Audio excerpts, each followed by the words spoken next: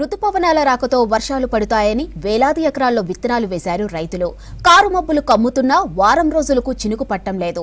దీంతో మొక్క దశలో ఉన్న పంటను కాపాడుకునేందుకు తీవ్ర ఇబ్బందులు పడుతున్నారు ఉమ్మడి వరంగల్ జిల్లా రైతులు.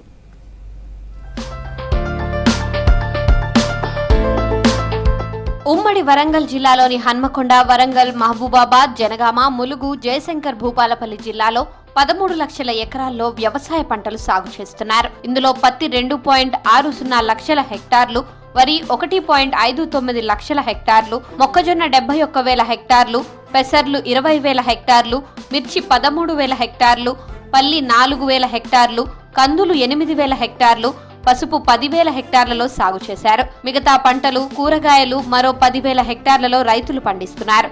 ఈ ఏడాది పత్తి పంటలు సాగు పెరిగే అవకాశాలున్నాయని వ్యవసాయ శాఖ అధికారులు అంచనా వేస్తున్నారు.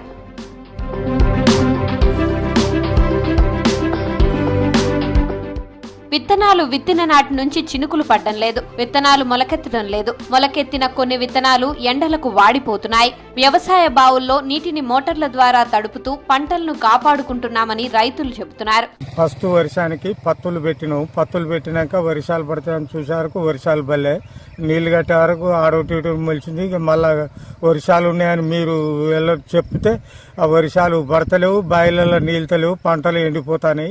వారం రోజులుగా మబ్బులు కమ్ముతున్నా చినుకు పడకపోవడంతో మొలిచిన మొక్కలు వాడిపోతున్నాయి. బావిలో ఉన్న నీటితో మొక్కలను తడుపుతున్నారు.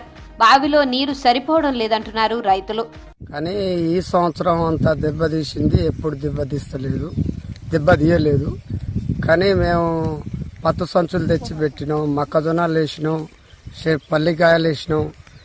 కానీ అంత ఎండిపోతుంది, నీళ్ళు అందక, బావిల నీళ్ళు అందక.